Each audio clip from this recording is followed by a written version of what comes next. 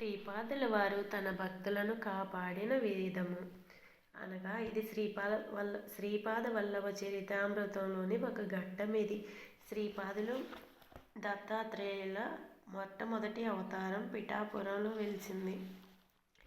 శ్రీపాదుల వారు పిఠాపురంలో జన్మించి జీవించారు. ఎన్నో అద్భుతాలు చేశారు. ఆ శ్రీపాద వల్లభ చరితామృతంలోని ఈ అమృతాన్ని మనం వినగలుగుతున్నాము అంటే మన పూర్వజన్మ సుకృతం. శ్రీపాదుల వారు తన భక్తులను కాపాడిన విధము. యజ్ఞము నిరాటంకముగా కొనసాగబడినది. వృద్ధ దంపతులు మమ్మలను తమ వారసులుగా నిర్ణయించిరి.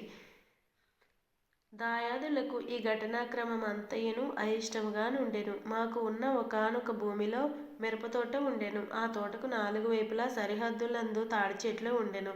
ఆ తాడి చెట్లను కల్లు గీసుకొని నిమిత్తము గౌడ కులస్తులకు ఇయ్యబడెను.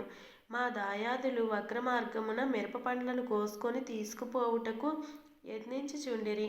బస్తాల కొలది మిరప పండ్లు కోయబడెను. అవి అన్నీను బస్తాలలోనికి ఎత్తబడి ఎడ్ల బండిపై తోలుకొని పోవుటకు సిద్ధముగా నుండిరి. నేను ఆ సమయమున చేనులోనికి పోయితిని. అచ్చట దృశ్యమును చూసి దిగ్భ్రాంతి చెంది తిని. నేను ఒంటరి వాడను, వారు 10. ఆశ్చర్యంగా ఒకానొక తాటి చెట్టు నుండి కళ్ళు తాగుతున్న భల్లూకమును గాంచి తిని. ఆ భల్లూకము చెట్టు నుండి కింద పడినది. భల్లూకమనిన అందరికును భయమే. వాడి అయిన తన గోళ్లతో అది మనుష్యుల కండలను సహితము ఊడబేరుకును. దాని గోళ్లు గుచ్చుకొనినచో శరీరం నందలి రక్తం కూడా విషపూరితమగును. ఆ భల్లూకము తిన్నగా ఎడ్లబండి వద్దకు వచ్చినది. మా దాయాదులు భయభ్రాంతులై పరుగులెడిరి.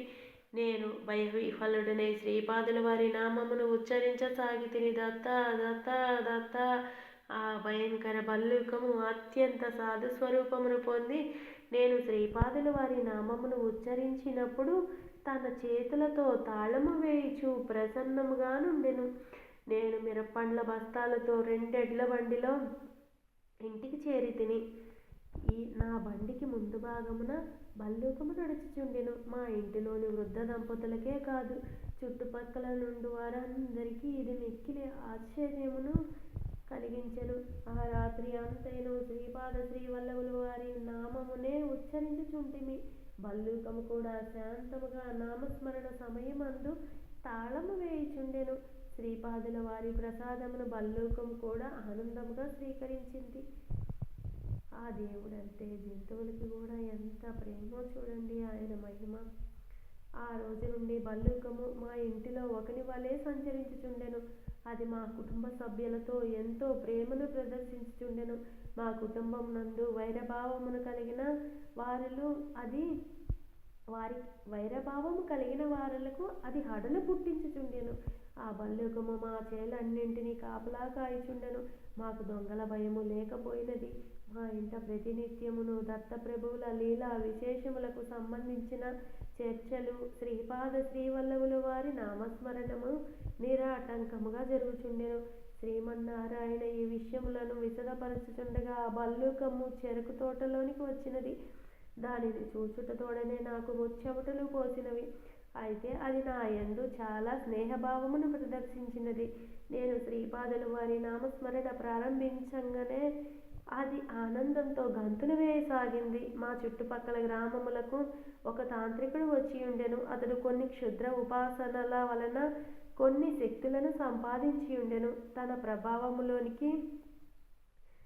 ప్రభావంలోనికి వచ్చిన వారి నుండి అతడు విశేషముగా ధనమును సంగ్రహించుచుండెను. మా దాయాదులు ఆ తాంత్రికుని ఆశ్రయించిరి. ఆ తాంత్రికుడు కూడా మా ఊరికి వచ్చి ఉండెను. మా ఇంటనున్న భల్లూకముపై తన తంత్ర ప్రయోగము చేసెను. భల్లూకం నందలి సమస్త శక్తులను అడగంటెను. తాంత్రికుని అనుచరులు మహదానందపడిరి. స్తబ్దముగా భల్లూకము పండుకొని ఉండెను. తాంత్రికుడు ఒకానొక యోగ ప్రక్రియ ద్వారా భల్లూకము యొక్క చైతన్యముతో తాదాత్మ్యము పొంది మరి ఒక యోగ ప్రక్రియ ద్వారా దానిలోని సమస్త శక్తులను తనలోనికి ఆకర్షించుకుండెను. పూర్వయుగములలో వాలికి ఇటువంటి యోగ ప్రక్రియ తెలియను. తనకు ఎదురుగా ఉన్న వ్యక్తిలోని శక్తిలో సగభాగమును తాను ఆకర్షించుకొనగలిగి ఉండెను. అందువలన శ్రీరామచంద్రుడు వాలిని 7 తాళ్ల 7 తాళ వృక్షముల వెనుక నుండి బాణమును సంధించి హతమార్చెను.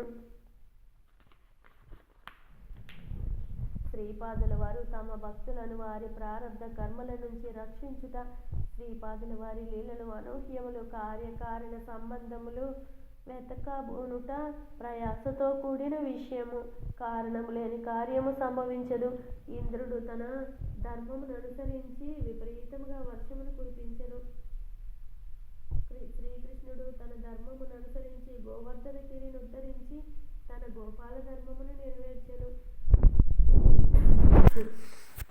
అటలనే శ్రీపాదులు వారు కూడా తాంత్రికుని యోగ శక్తులను పనిచేయనిచ్చిరి.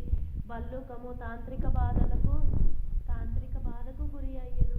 అయితే భల్లూకము నందలి ఏదో ఒక పుణ్యాంశము దానిని శ్రీపాదుల వారి భక్తునిగా మార్చినది. అది మౌనంగా రోధించుచుండెను. జీవుల యొక్క రోదనలను శ్రీపాదుల వారు తప్పక వింటెను. వారి వారి కర్మానుసారంగా ఫలితమునిచ్చు సందర్భమున తమ అనుగ్రహంతో పాపకర్మ ఫలముల తీవ్రతను క్షీణింపజేయుదురు.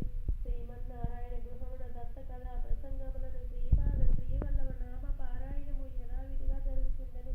సమావిష్టులైన కొంతమంది భక్తులకు వారి మనసులో అనేక సందేహములుండెను. కొంతమంది అన్యమనస్కముగా నుండిరి. కొంతమంది శ్రద్ధాళువులు మాత్రము శ్రీపాదులు వారి యందు అచంచల భక్తిని కలిగి ఉండేది. నామపారాయణము జరుగుతున్నప్పుడు ఒక వింత జరిగెను. స్తబ్దముగా జీవోత్సవమలే పడి ఉన్న భల్లూకములో చైతన్యము రాగసాగెను.